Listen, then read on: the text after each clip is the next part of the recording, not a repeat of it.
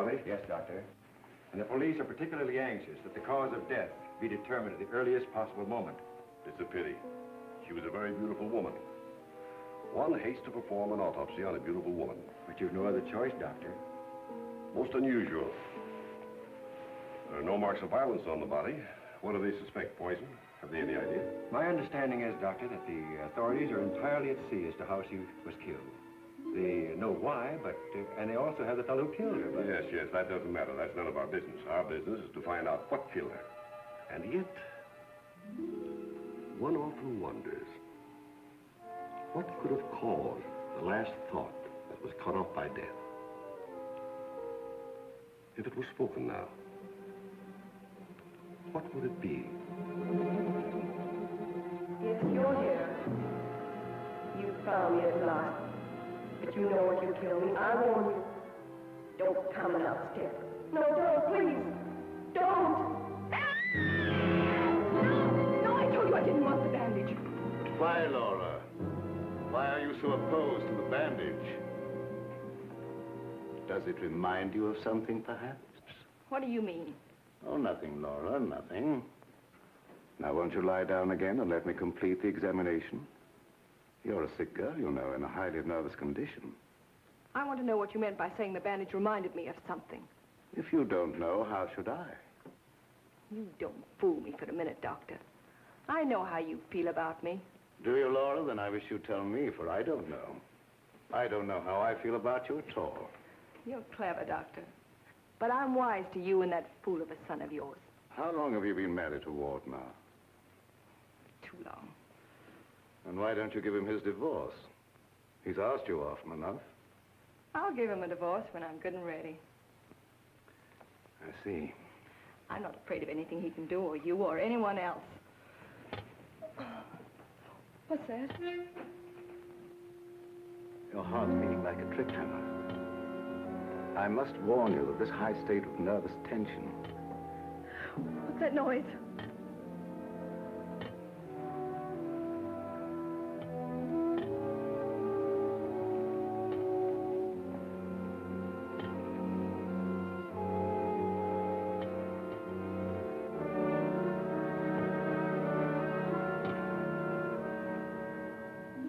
It's only a branch tapping against the window. Now, my dear Laura, if you want me to help you, you must tell me what it is you fear. I told you I'm not afraid of anything. I know what's going on here. Someone's trying to scare me out, but it won't work, see? Here I am, and here I'll stay until I rot. I'm afraid there's more truth in that than you suspect. Laura, I must ask you not to cause Father any more trouble. I don't want you threatening him, you hear? You too. You're so cute. I'm sure you want to be alone. You're not going to make him pay for my mistake. What are you going to do about it? I'd like to... You'd like to choke me, wouldn't you, Ward? You haven't got the nerve. Here. This is the only thing you ever gave me. You can have it back. She's right. I gave her this when we were married. It's the only gift that ever passed between us. Ward, what do you propose to do about Laura? What can I do? She won't leave me. She won't give me a divorce. Well, things can't go on this way, you know. Dad, what is the matter with her? What do you think is wrong? I don't know. She wasn't this way until she began getting those letters from abroad, you remember? Yes, it had something to do with those letters. But you would have thought that when they stopped coming, that... What is it, Elizabeth? There's a patient, Doctor, a Mrs. Williams. Williams? That's the name she gave, and she's decked out like she's going to a horse show. I can't see anyone today. Ask her to make another appointment. Dad, please don't let what has happened interfere with your practice. Oh, very well. Send her in a few minutes. Sure, Doctor. Oh, yeah, that Bill Raymond's waiting. Do you want to see him? Who's he? That private cop who's always hanging around just hoping somebody gets murdered. Oh, yes. He's probably come for his check. Take care of it, will you, Ward? Yes. Elizabeth, Yes. this for you. Gee. Thanks, Mr. Roy. But this belongs to Mrs. Van E, doesn't it? Not anymore. It's all yours. She won't get sore, will she? I don't want to have any trouble with her. You know how she is. I know. We all know Elizabeth. And I want to thank you for your patience. Run along now, Elizabeth. Yes, Doctor.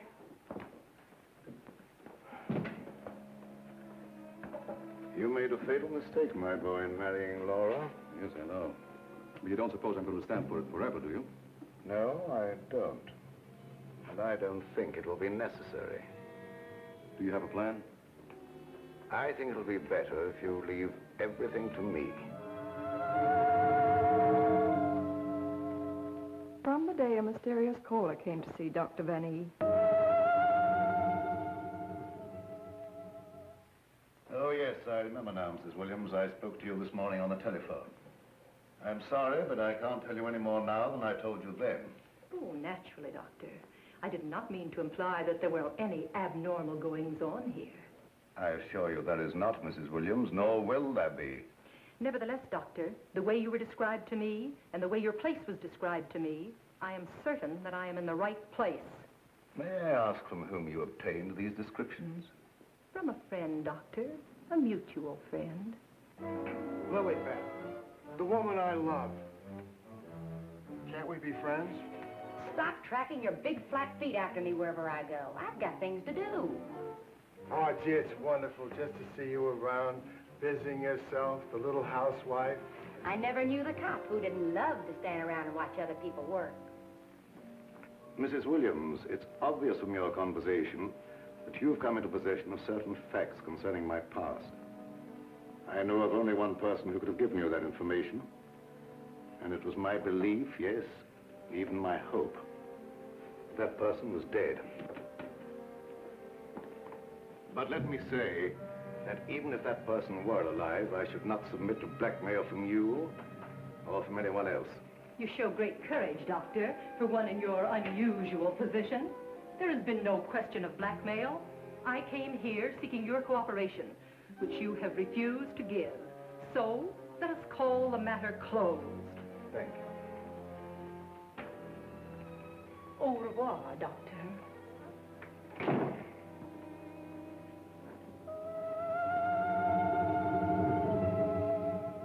Then came this sinister pair.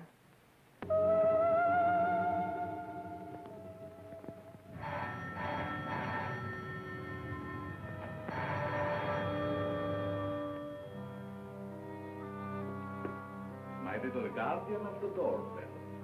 If you had waited another second, Inigo and I should have kicked the door in. Yes, sir. Sir? There is an air of inquiry about you that immediately offends my deepest nature. There is something suggesting Scotland Yard, the French Sûreté, the Italian Carabinieri, the Turkish Polizei, and other minions of the law.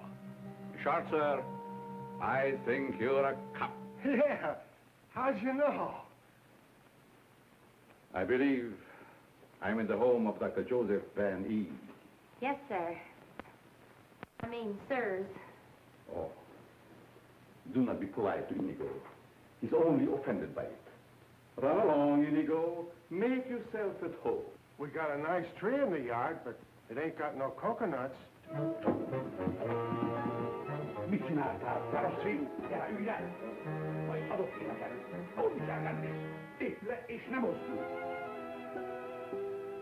My little friend Inigo is deaf and dumb. He cannot hear and he cannot speak. But he reads the lips. And I would advise you to say nothing to annoy him. His temper is short, indeed.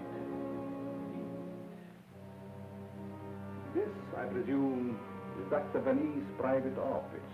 Yes, sir. But I really should announce you. My dear girl, if I allowed myself to be announced, I doubt I would be received anywhere. I'm sorry, really I am, but the doctor won't see anybody without an appointment. Appointment?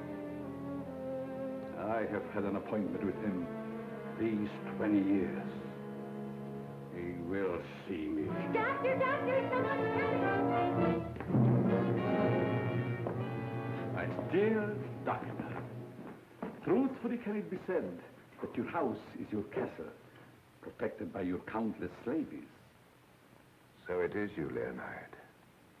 I was warned you might appear like one of your own illusions out of nowhere. My dear Joseph, you have not changed a bit. Have you met my friend, Mr. Raymond? Raymond? Oh, Raymond. No doubt a relative of the great magician of the same name. Mr. Raymond is our private patrol officer. He keeps an eye on the premises for us. And other comings and goings. A very good idea, my dear Joseph. To have a private bodyguard at your beck and call. Well, you fellas are old friends, I can see that. Oh, yes. Old friends. Well, then maybe you'd like to be alone to talk over old times. A very good suggestion. Thank you, Mr. Raymond. I won't be far away, Doc. Well, so long, Mr. Leonide. Don't pull any more little men out of your hat. Well, Leonard, what brings you to me after all this time? The long arm of coincidence, my dear Joseph. Simply the long arm of coincidence. Aren't you glad to see me again? No, I can't say that I am. You with your foreign background and I, what have we two in common? Always truthful, Cousin Joseph. As when we were young men. You might have said no and saved your career. But you prefer to tell the truth and ruin yourself. What do you want here, Leonard? A few days' hospitality, my dear Joseph. Nothing more. Is that too much for one cousin to ask of another? Remember, we agreed not to think of each other as cousins again, Leonard. Bygones, my dear Joseph. And I'm willing to forget. And I suggest that you do the same. You've grown older, Leonard, but there may be something in what you say. I don't want to hold a grudge. But don't do anything that will make me regret my action. You have my promise. Now, if you will show me to my room. Oh, I should say, I have a traveling companion from whom I am inseparable. Who? Inigo, a dwarf, one of the little men.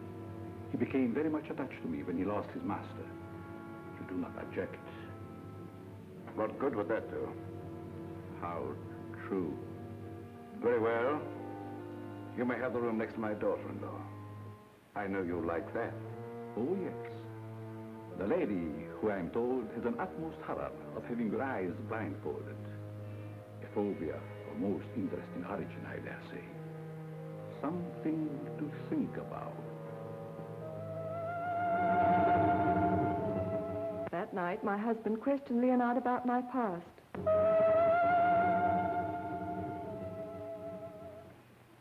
Cousin Leo. Oh, my dear Ward. How flattering that you remember me. Well, how could I ever forget you? What are you doing here? A chance visit, my boy. I wanted to see the old homestead again. You've seen Father? Yes, and he received me with open arms, in a manner of speaking. I don't mind telling you, you came at a very bad time. We're having some trouble. My boy, Trouble and I are like this. I presume you refer to the charming lady in the room next to mine, your wife, I believe. Yes, Laura. I have met her, but I'm looking forward to the pleasure. I'd like to talk to you for a moment. All right. Perhaps you can help us. By doing what, my boy? You've been everywhere. You were caught in Europe during the war. I'd like to show you something. You may be just the person I'm looking for. If I can be of any service. Did you ever hear of a dance team called Renee and Lorette? I don't think so, my boy. And then again, must have been such a team. Look.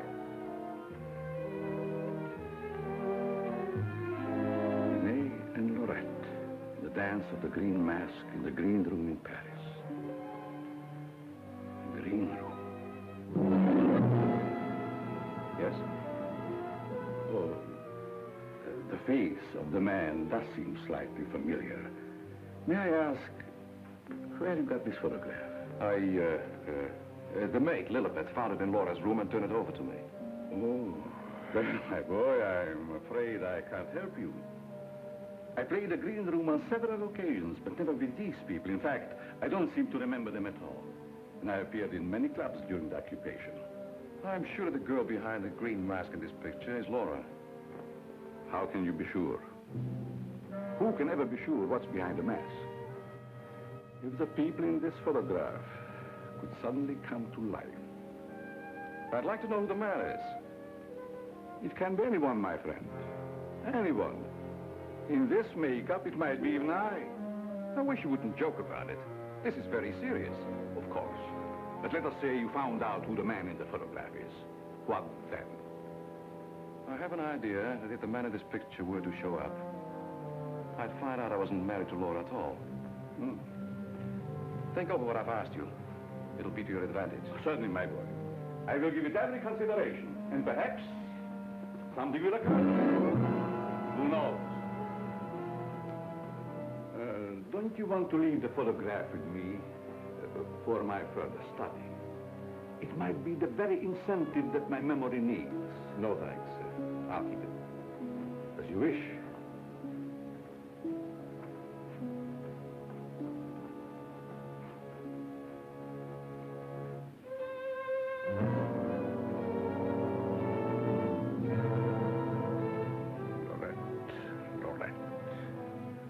I'll make a bet the man in green will get you yet.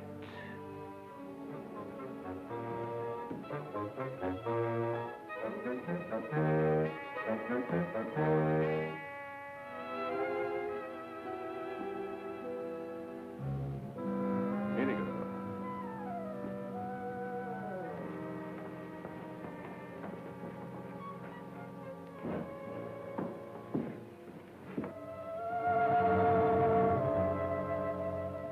A gruesome surprise was in store for me the following morning.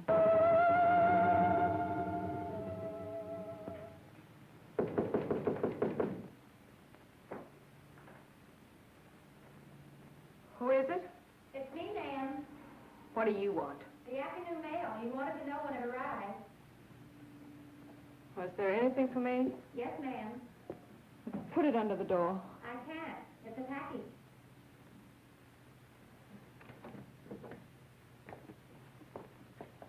What's in it? I don't know. It's against postal regulations to open other people's mail. That's never stopped you before. I'd like to know what you mean by that remark, ma'am. Oh, shut up and get out. Don't you want me to help you open No, it? I don't. Get out. It's addressed to you in green ink with a warning. Look out for the man with the green mask.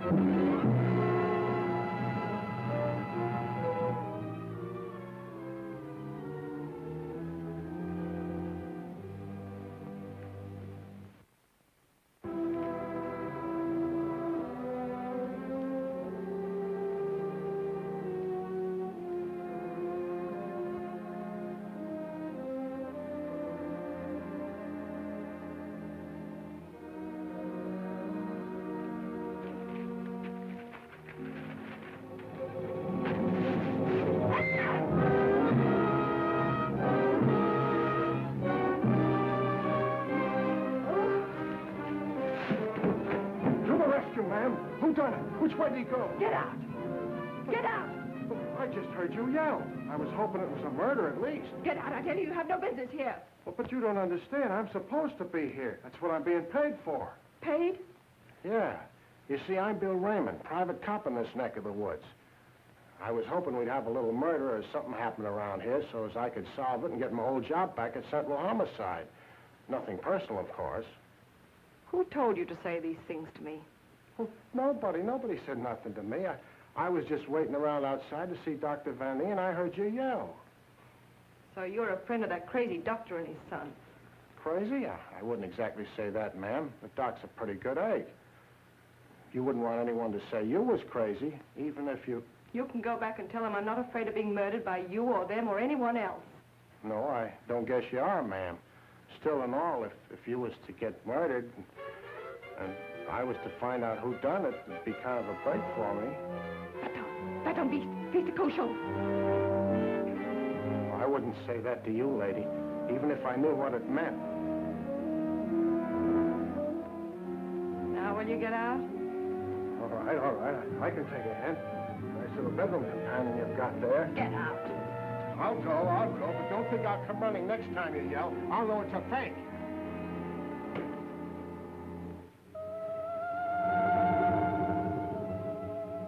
I became afraid and my mind started to crack.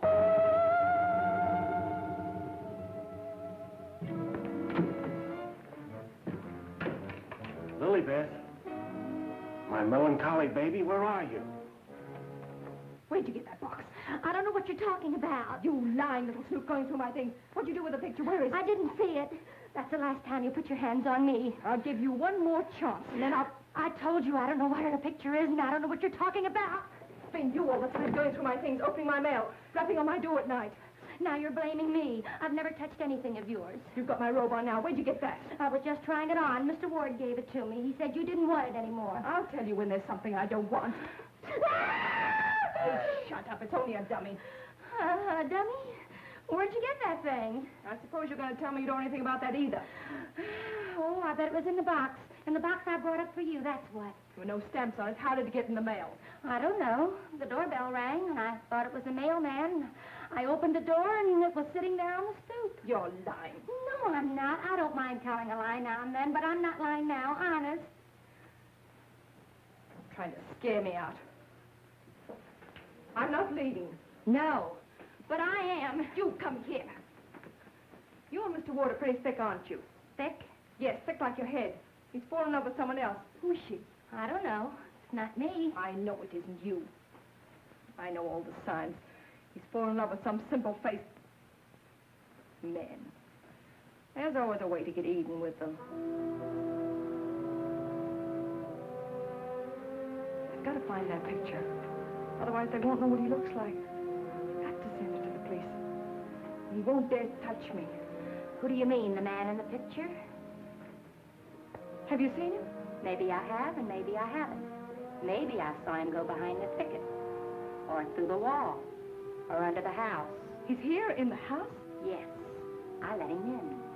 I let him in. He was waiting outside to get you, Miss Laval. Miss Laval. There's nothing safe from your prying eyes, is there? You think you know everything, don't you? I know why you're afraid, and I know what you've done. No, I'm not so thick. I'm not as thick as you think I am, Miss Laval. That head's supposed to be you, kind of a calling card. I'll remind you that. Why, you...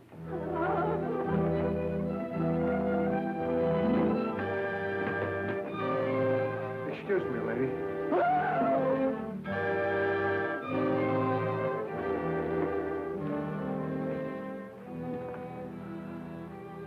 Oh, I'm afraid. I'm afraid. Where are you hiding?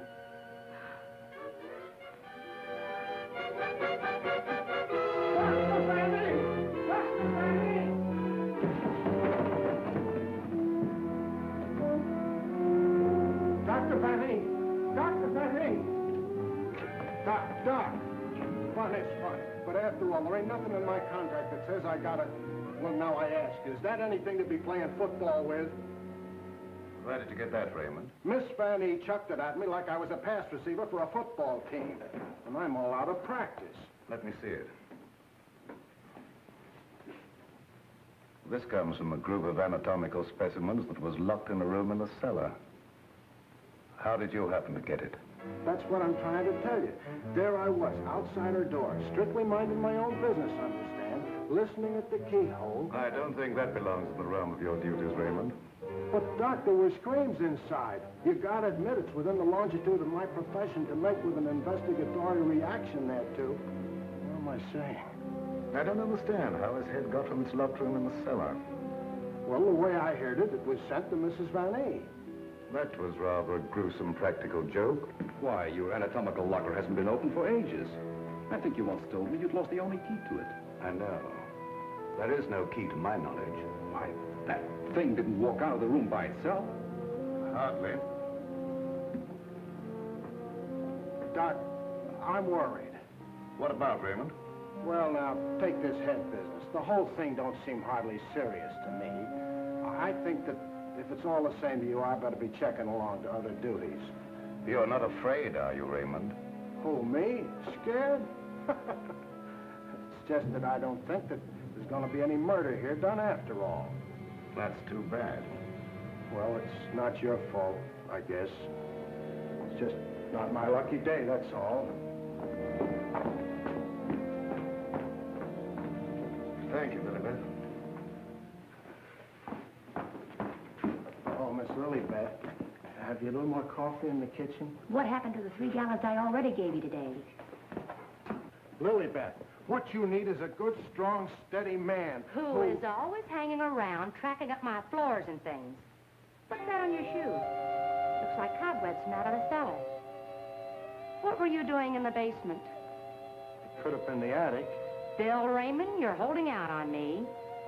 What are you up to? Up to? Yes. Who asked you to go poking around in the cellar? It was in performance of my duty. What duty? What did you find? Absolutely nothing.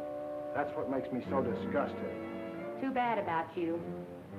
You know, Lilibet, I think somebody around here is just kidding. They don't mean business at all. Why don't you just wait around and see? Say, if you got any inside dope, I wish you'd tip me off. If I'm ever going to get back to Central and prove I'm a good detective, I gotta have some clues.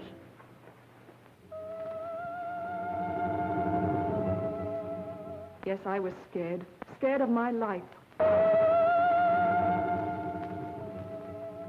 I expected big things of that ghoulish-looking guy, but he ain't delivered neither. I should say, in a way, you were entitled to expect big things from him. Leo was once confined in this house when it was an institution for the insane. Nerves, you know. Do tell. Well, then, he must know his way around the place, huh? I understand while he was here, he engineered an immense number of secret passages through which the guards could keep an eye on the inmates at night. Finally, he took one of these passages into the outside world, and we heard later he'd been seen in Europe. Ah, Europe. That's where history's being made today. Gee, I'd love to travel and... Well, perhaps you'll have an opportunity someday. Not if something don't happen around here pretty soon to make me famous. That Lilibet. I've been trying to get a cup of coffee off of her all day. She don't care what happens to my metabolism. Metabolism. That's a good word. I wonder what it means.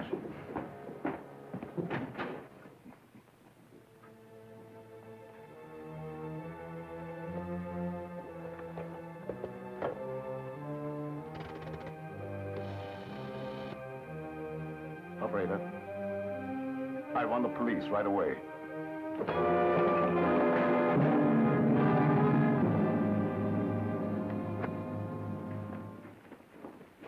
Stop crowding me. But, hon, don't you want me around to protect you? That indigo guy might... Yes, but who's going to protect me from you? Lilibet. My wild Irish rose. I just live for the day when I can take you out of all this. When I can slave and get you the luxuries in life. Gee, I'd gladly work my fingers to the bone to buy you expensive motor cars and furs and jewels and things and serve you breakfast in bed. What's the matter with me? Am I crazy? Yes, and I'd hate to hang by my neck until you got me all those things. Yeah, you might get a little blue in the face. Still and all I gotta do is to find myself one slightly murdered body, and I'm in. Stop looking at me. Oh, Lilibet, sometimes I think I'm not getting anywheres with you. What do you think? I think you've got a good idea there. All right, all right. You'll be sorry someday when you see my picture in the paper. Wait and see. Hey, Lilibet, why don't you answer the doorbell? Maybe that indigo guy wants in.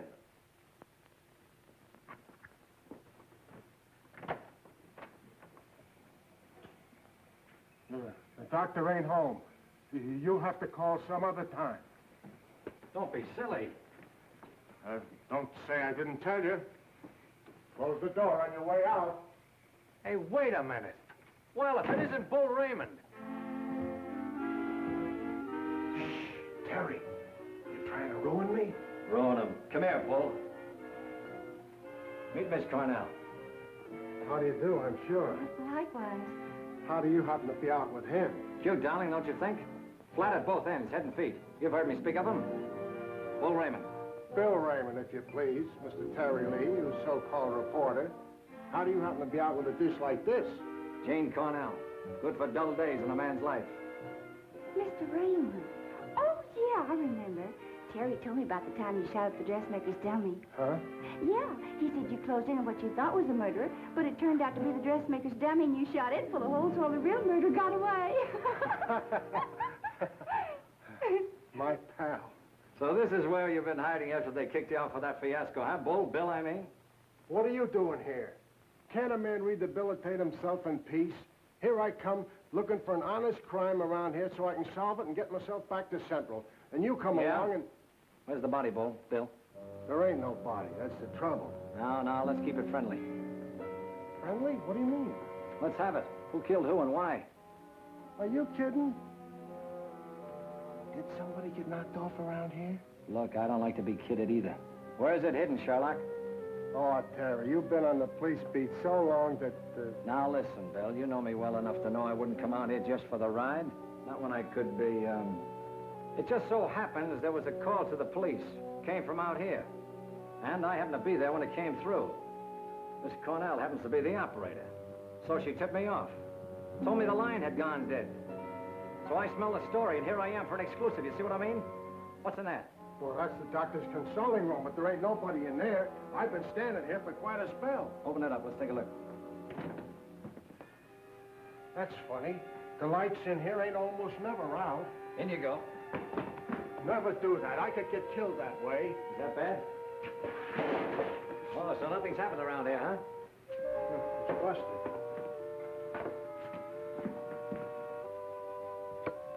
There, see? Like I said, there ain't nobody here.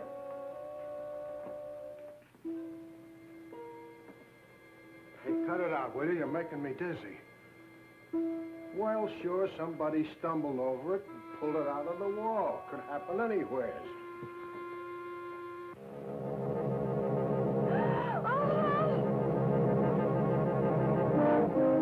Wants to shake hands with you, Bill. Step right up. Not me. You seen it first.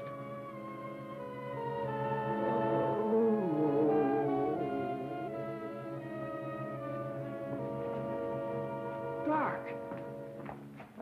Raymond, did you try and kill me? Why, Doc, why should I do that? You ain't paid me for last month yet. How long you been here?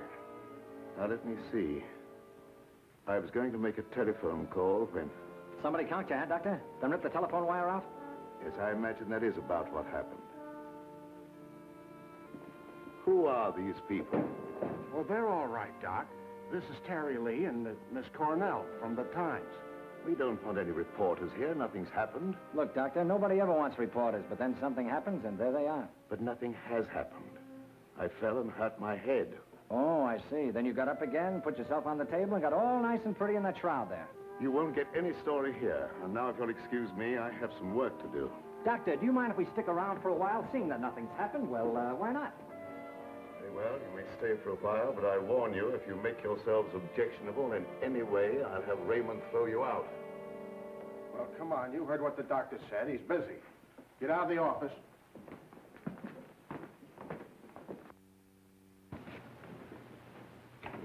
Probably a pretty nice guy, caught in a tough spot. That's the way I see it. You wouldn't want me to tell him you got kicked out of homicide, would you, Bill, old boy? Oh, Terry, you're my pal. You know that, don't you? Would I kick you out? You would if you could, Bill. Now, why can't we have a little talk, quiet like? Well, if you just follow me in the parlor over here. Oh, me too, darling, me too. Darling knows everything about everyone, and that's how I learned. Good tell. I just sit at his feet and listen. Yeah? Baby, I'm going to miss you an awful lot when I grow tired of you. Now, remember, you're just going to listen. Well, of course, darling. What else do I do when I'm with you? Sit down. Now, as I remember it, there was a singer at the Click Club who called herself Laura Laval. Didn't she marry young Ward Vanny a couple of years ago? I don't know nothing about it. Oh, yes, you do. It was just about the same time that you had that affair with the dressmaker's dummy. Oh, yeah. Yeah, now I remember, Terry. You're right. She was down to the Click Club, and it was her that married Ward. Wasn't that on a bet of some kind? Well, there was a party going on, and somebody dared Ward to ask the singer to marry him, and he thought at the time it was a good gag, and he went along with it. That's right. He got pretty high and then popped the question at her. How romantic. I do love that. Hush, dear. Listen. Oh. Well, that's how it happened anyway. Ward woke up the next morning and found himself married solid. He'd asked her, and she'd snapped him up. Oh, and they lived snappily ever after. I don't care. I think it was sweet. Darling, couldn't I get you high sometime and... Sweetheart, have you ever heard the old saying about little girls? What's that? Little girls should be seen and not heard. Now, go on, powder your nose. All right. I think I'll be shoving along, too. Now, wait a minute. We're just getting started. We were talking about a singer who called herself Laura Laval. Pushed away into this house for good reasons of her own. Gentlemen, I beg your pardon. I must tell you frankly, I have been eavesdropping. Professor Leonard, this is a reunion. My boy, you must forgive me. You seem to remember me, but I do not recollect you. When was it?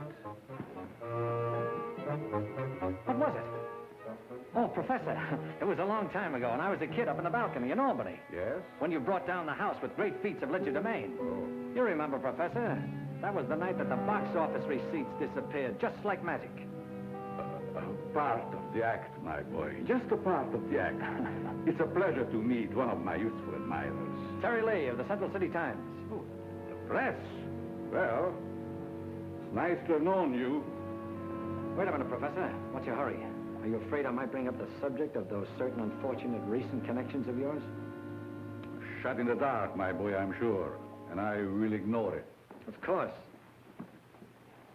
And this young lady, no doubt a companion of yours.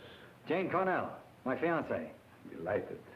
Likewise, I'm sure. Delightful. And I would suggest to take very good care of her. Mr. Lee? Oh, I haven't had a chance to talk to him yet, Mrs. Van Eve. Never mind, I'll tell him myself. Darling, I met her upstairs, and I told her all about you, and that you know everything about everyone. Thank you very much, dear. Welcome to your living room, Mrs. Van E. Thank you, but it isn't my living room. I understand you're not unaware of my position in this house. Well, maybe you can tell us about it. I'm being kept a prisoner here against my will. I'm alone and friendless. I'm sorry. Why haven't you called the police? They've done nothing but to call for the police. They have kept me penniless so that I can't leave. I understand. They're trying to destroy my mind, Mr. Lee. By innuendo and indirection, they're trying to make me believe I've done something dreadful in the past. That I'm to be the victim of some horrible vengeance. You know best about that. I'm innocent, Mr. Lee. I've done nothing. Now, this doctor's brought some stranger here with these tricks and illusions to further make me You mean the professor and his little, Yes. You must help me, Mr. Lee. Laura, it's so good to see you downstairs again after all these days being locked in your room. You know perfectly well why I've remained locked in my room. Ward, this is Mr. Lee of the Times, the gentleman I told you about upstairs. Oh, yes. Look here, Mr. Lee. We don't want any more of that front-page splash stuff, such as I got when I married Laura. Your wife's been telling us that she's being kept here under constant threat. She is out of her mind. See what I mean, Mr. Lee? They don't overlook a single chance to put it in my head that I'm crazy. Perhaps I can explain, Mr. Lee. We don't believe there's anything wrong with Laura now. But we are sure something will happen to her mind if she continues to live under this strain. It's just as I told you, they're behind it. Can't I make that clear to you? They spend all their time trying to terrify me. They write me letters in green ink. They send me dummy heads wrapped in green paper. Anything to frighten me so I can't sleep. I can't think. The only thought in my head is that I'm going to be killed. These are very serious charges, gentlemen. And I might say it'd make a perfect front-page splash. Lee, if you dare print a word about those ravings of my wife... Don't do anything to make me think they aren't ravings, Mr. Van E.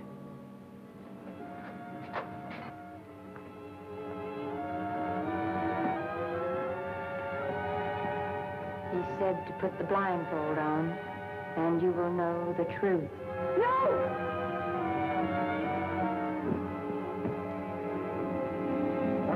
Doc? Quiet, Raymond. You don't mean that she's... Dead, Raymond.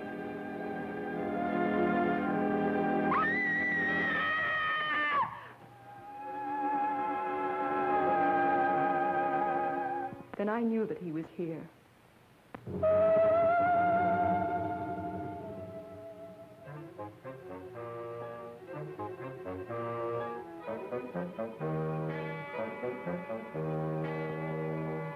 She's coming out of it, but she's in an advanced state of shock. May be necessary to administer a sedative. That's intended to shut her up. I'd like to hear her do some more talking, Doctor. If her mind is allowed to dwell upon what's happened, that may be the breaking point. Well, you've got all the answers. Look here, Lee, I don't like your tone. If you have any insinuations to make them to me. Okay, I will. Suppose you and I talk this over downstairs. I don't recognize your right to question me. However, if it'll make you leave Father alone...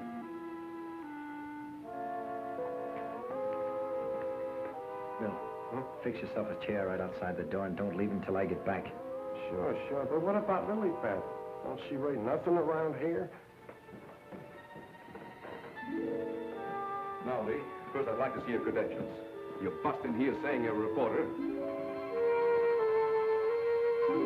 That's the old turn the tables gag, Vanny, but if it'll make you any happier, take a look. All right, you're a reporter. But I still don't understand how you and the young lady got the news about our troubles. Do you really believe that story, Lee? Do you, in your right senses, really believe that we are keeping Laura a prisoner here? That's what the lady says. She said that... Nonsense. Nothing would please me more than if she got out. Look, I don't get any of this stuff, Vanny, but there's a tricky deal going on around here, and I intend to sit in on it. Too bad I can't flash the city desk to make ready for a front-page replay. Yes, isn't it? Either your wife is the victim of a well-plotted program of persecution calculated to drive her insane, or she's the witch you say she is. You're the fellow with the nose for news. What does it tell you? It tells me that right now I'd like to know where your disappearing relative is.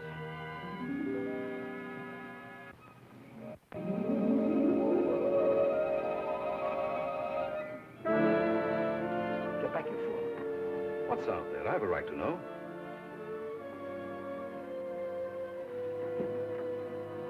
Don't see anything. What was it? It isn't possible. It isn't possible, of course. What do you see out there, Lee? I've had enough of this. Come on. Are you nervous, Miss Cornell? Oh, no. I think it's very exciting. Well, Professor, I thought I just saw you outside, banging at the moon. You disturbed her sleep. Poor child. Where have you been? How about you start acting normally for a change? You're bringing suspicion upon all of us. I, my boy? What have I done? Suppose you tell us. Has no one arranged to silence you yet, Mr. Lee? What a pity. I don't silence very easy, Professor, and it'd take a lot more than what you've done to her. Do you suggest that I had a hand in that poor girl's unfortunate demise? Why don't you behave yourself, Professor? Mr. Van E here has the right idea. You're just gumming up the works. I did my humble best. Who are you working for? What do you expect to get out of it? I'm charging a debt, Mr. Lee. A debt contracted many years ago. Now, are you any wiser than you were a moment ago? No, but I'm beginning to get a general idea. By the way, how's that little girl of yours? I hope fervently that nothing happened to her. She would look so beautiful lying here. Look, Professor, I may not have been very smart in bringing Miss Cornell here, but if I thought you had any plan to do that... Why do you persist in making me the villain, Mr. Lee?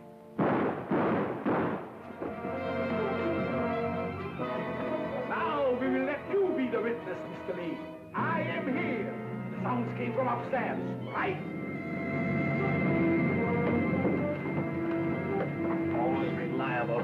Now what do you rehearse? In there, Terry. In there. It's murder.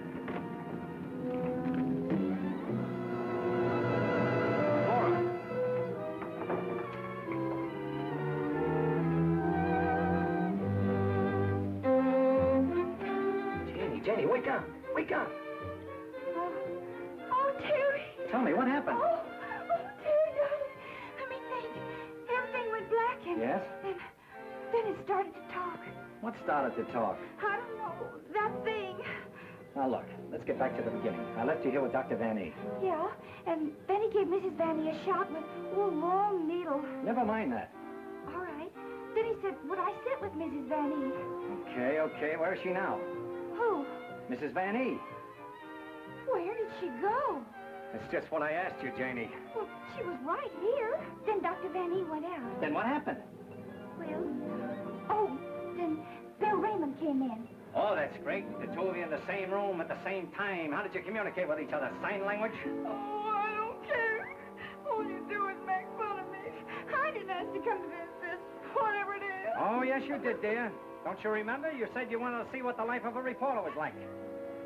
Don't forget, Mr. Lee, one must not expect too much of certain types of mentality. Shut up, Bill Raymond. I remember you when you couldn't even make your X. Oh, I want to go home. We can't go home, darling. We've got to get a story. Why? You don't understand. Yes, I do. Why do we have to get the story? Who cares? She's got you there. All right. Now, you tell me what happened to you. Me? Oh, well, you said to stay outside the door, and I pulled up a chair. That's right. She was inside the door and you were outside.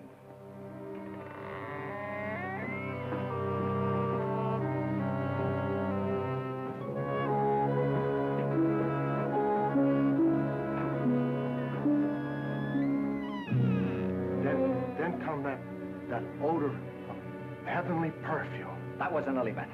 It was sweet and penetrating, like an ancient drug. And I felt kind of sleepy-like. Oh, so sleepy.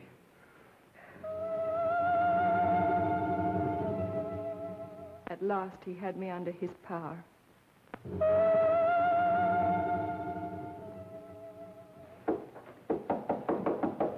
There must be a button or a gadget of some kind around here.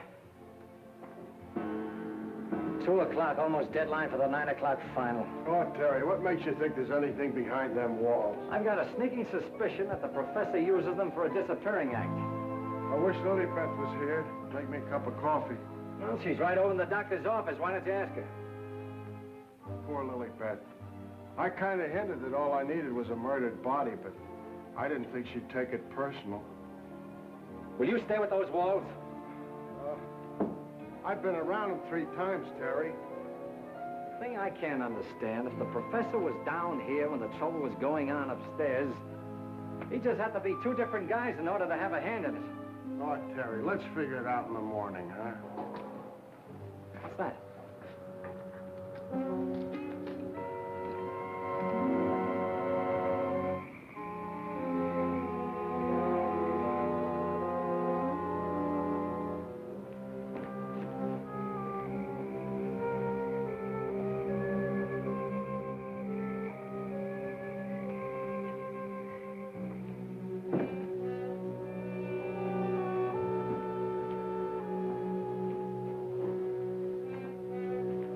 Wake up. Either something or somebody opened the front door. Oh, that's the shortest night's sleep I've had in a long time. All right. Now that you're good and rested, let's see if we can understand what happened upstairs. Well, do you think it had something to do with that picture, maybe, that Lilybeth found in Mrs. Van E's room? What picture? Oh, the one with the couple with the 2 masks, you know, like we found, like that mask. Who has the picture now? Well, young Van E, I guess. That's the point.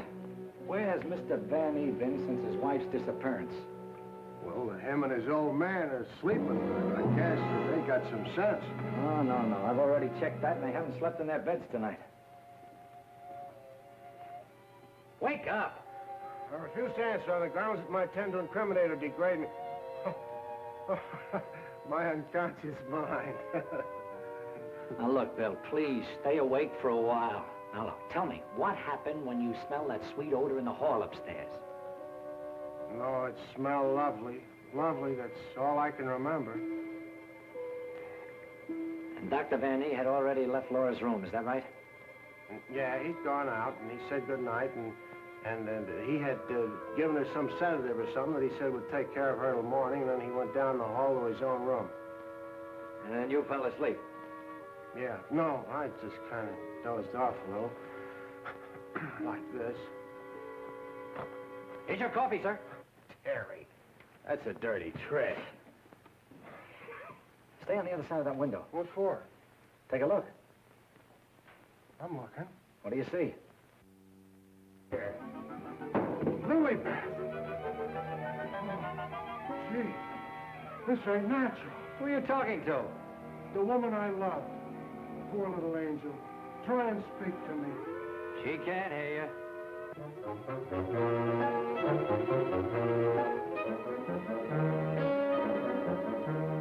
What was you doing outside? You're supposed to be dead. Now you stay right here, honey. I gotta catch that guy in the shrubbery. Gee, what are you doing to me, Lily Beth? I got work to do. Lily Beth, be reasonable, will you? If you don't cooperate, I'll never get back to Central. Never mind, Raymond. Take care of Lilybeth. Lilybeth! Yeah, that's who it was. I opened the door and she fell right in my arms. Like she had something special to tell me. You notice that fragrance about her?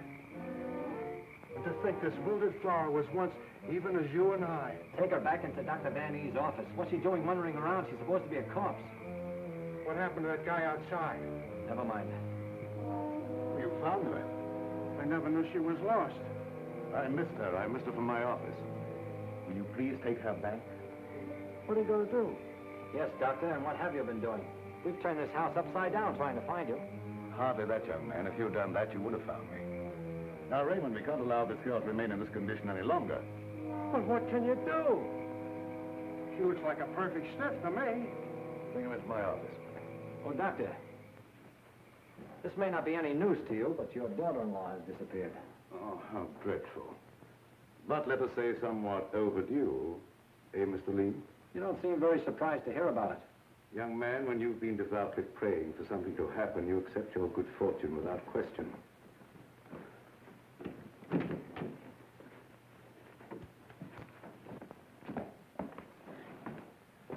We thought that probably you might be able to throw some light on the subject. That's right, Raymond. Leave her there. There's absolutely nothing wrong with her. Huh?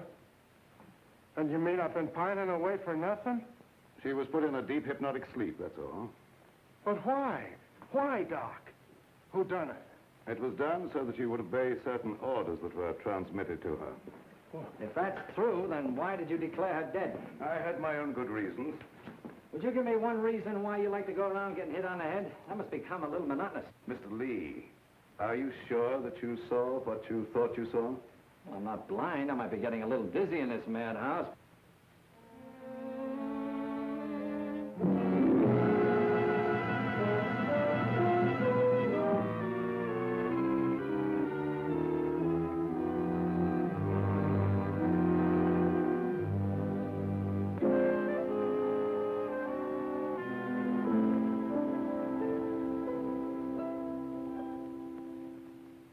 You know, Doctor, morning isn't very far off. And when the police get here, you've got an awful lot of explaining to do. You're in this up to your neck. By morning, let us hope no explanations will be necessary. Everything will have explained itself. Poor little sleeping beauty. Do you suppose someone thought she looked weak-minded and picked her out to carry out his commands? That's not always the case, Raymond. If Leah and I were here, we could settle this case very quickly. Gentlemen, it is my peculiar misfortune to always be in a position where I may eavesdrop. How can I be of service, Cousin Joseph? Oh, Professor. Ask me no questions, my friend, and I will tell you no lies. Leonard, you could undo certain mischief that has been done this girl. I know you can help if you will. I could, my dear Joseph. But I will not bring down the wrath of the unknown madman who is loose about these premises. It is a matter of self-preservation. I had nothing to do with hypnotizing this girl. I have an idea that she may have already carried out the unknown's orders and that he no longer needs her. Nevertheless, my dear Joseph, you must excuse me. Just a minute, Professor. I wonder what would happen, Professor, if in connection with your sudden reappearance here, somebody dug up the old story of why you swindled Dr. Van E and then ran off and let him take the rap. I will not be blackmailed, Mr. Lee. And I observe again that you're a young man who knows too much for his own good. And I would also like to know where you obtained all this information.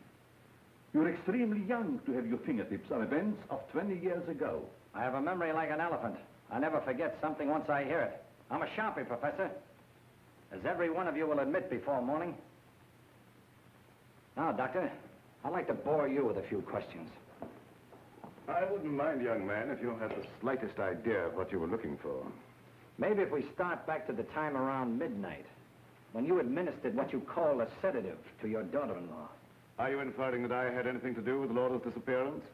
Why do you keep evading the issue, Doctor? You know you'll have to confess when the police get here anyway. I would remind you, young man, that you're making a direct accusation, and I refuse to answer. Look, I want the facts and I want them now. Let's cut out the mulberry bush routine. Listen, Bill, you're supposed to be a cop and you want to get back to homicide. Help me make the doctor loosen up. He knows a lot more than he's telling. Well, sure, I'll help Terry, but first let's get Lilybeth out of this. Maybe she can tell us something. Yes, Mr. Lee, it seems to me that you're not too anxious to have Lilybeth restored to consciousness.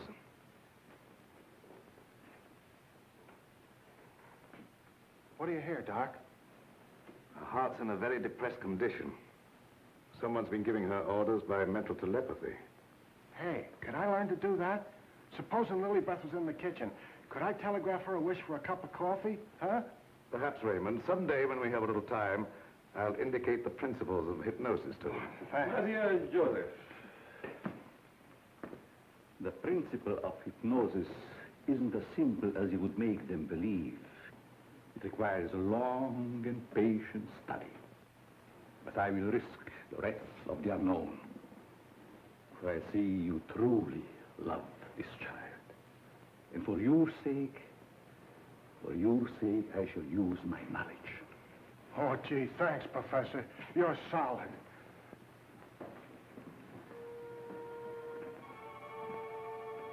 Och jag fick mig lätten.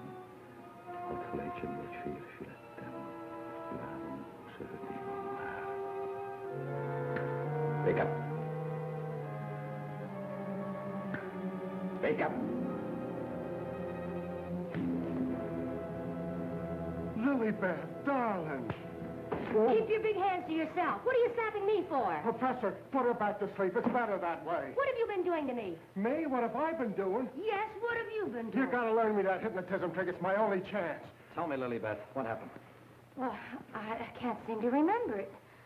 It all seems like a dream. Did you see anyone? No. But I do remember a perfume, a sweet odor. Yes, go on. Terry, darling. Oh, Terry, darling. Yes, Jane. What is it? Is it Halloween? No, it isn't. Then why was that green face bobbing up at the window? What? Yeah, a green face just like the one I saw in Miss Van E.'s room. You saw a green face in Mrs. Van E.'s room? Yes, darling, that's what she was shooting at. I mentioned it to you, but you're so scatterbrained. Yes, dear, I'm scatterbrained. Does your mind feel rested now and everything after your nap? Mm-hmm. That's a good girl. Now, come on, tell me, what happened? Oh, don't yell at me. I can tell you just how it happened. We were alone in the room, and Laura was going to sleep. And then she said, oh, take away the bandage. And I said, what bandage? And then she said, oh, don't shoot me. I didn't mean to do it. And then, the room got awfully black. I think somebody must have turned off the lights. Just like that. Go ahead, you're doing fine. Well, Yeah, the lights had already gone out. uh-huh. And the room got awfully dark. You've already said that. Think hard now. You saw a green mask. It came out of the wardrobe. Like a moth? Yes, darling, just like a moth. Oh, how clever of you. It was just like a great big moth, and it flew around and Please around and don't around. make yourself any dizzier than you are. Now tell me the rest of it. Well, I just don't see how you could remember that it was like a great big moth. Did you see it? Were you there hiding in the wardrobe, maybe? No, I wasn't in the wardrobe. Now look, Jane, please, be yourself. No, I mean, don't be yourself. Just relax. Relax. Mr. Lee, just a moment. Where were you? Were you upstairs? No, I was down here talking with your son. And by the way, where is he? Here I am, Mr. Lee. What can I do for you? Will you stop it? Yes, I was listening outside the door. You haven't answered my father's question yet. Oh, come on, take it easy, take it easy. Maybe you can tell us where you've been, Mr. Vanny. Of course you don't know anything about your wife's whereabouts. Oh, go on, tell him where she is. I want to go home. I'm hungry. Quiet, everybody, quiet! Laura! Don't. No, don't. Don't.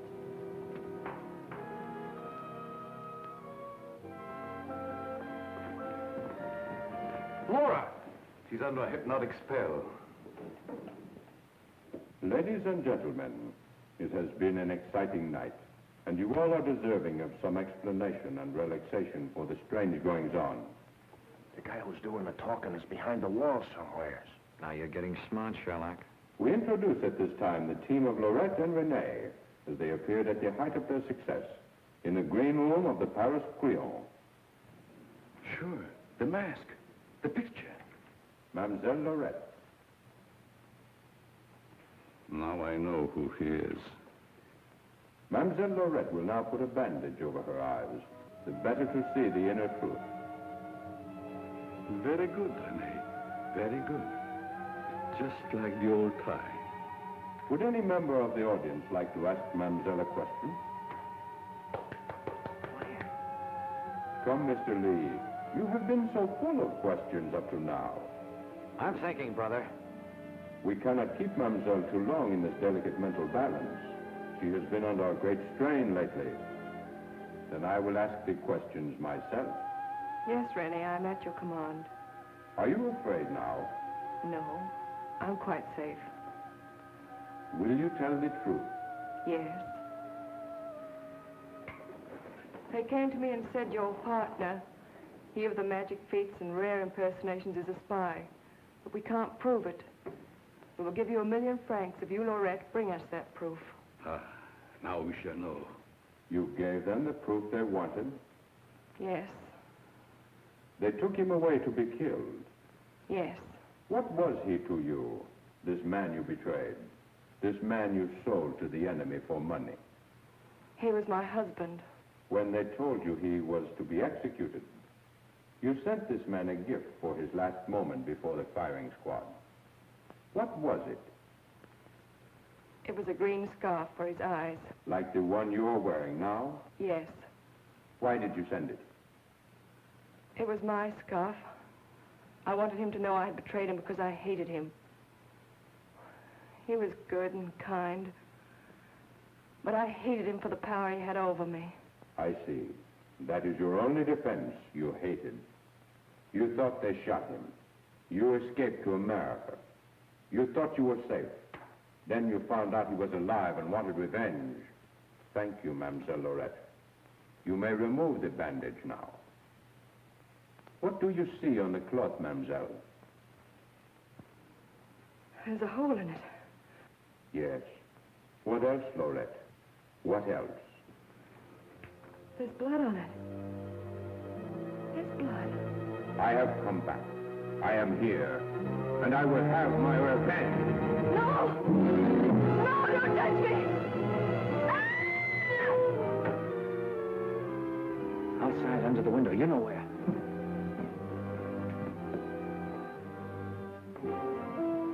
Yes, he had his revenge. She's been living in mortal terror that he'd find her. Just a minute, lady. You ain't going nowheres. Well, if it ain't Mrs. Williams, come along with me. Come on. You want me to slug you? Get inside. Hey, Terry, come here. Get a load of this. There's your man. At last I caught me a murderer. You're wrong. I never laid a hand on her. Nay, my boy, you kept your promise to me. You said you wouldn't touch her. But she's dead, ain't she? And you ain't going nowhere till we find out what killed her. And you, Professor, you know too much for your own good. I'm holding you, too. Now you're getting smart, Bill. Well, Professor, I see you two know each other. Yes. Renee was my assistant. I taught him everything he knows. He went out for himself and became a success. Later, we met in a concentration camp. And here we are. A small world, Mr. Lee. A small world, indeed. Terry, is place where you get the marriage licenses? No, dear, this is the morgue, the morgue. Oh, darling, you say the cutest thing. The mark. Oh! Never mind, dear. You just stay right here. Nobody will get you. Oh, but... Well, Doctor, got anything to add to my story of the year? Who's this Renee? Renee was a husband. She turned him over for a sum. Figured the Nazis would take care of him, but he had ideas of his own. Look, Doc, was it murder? Do I finally get a break? Was she murdered? We're sending the report to the police. What does it say? Ah, come on, Doctor. Don't hold out on us. I didn't understand it at first, but I do now. There were no marks of violence on the body, and we found no internal disturbances. What does this all add up to, Doctor? Yes, let's have it. She was literally scared to death.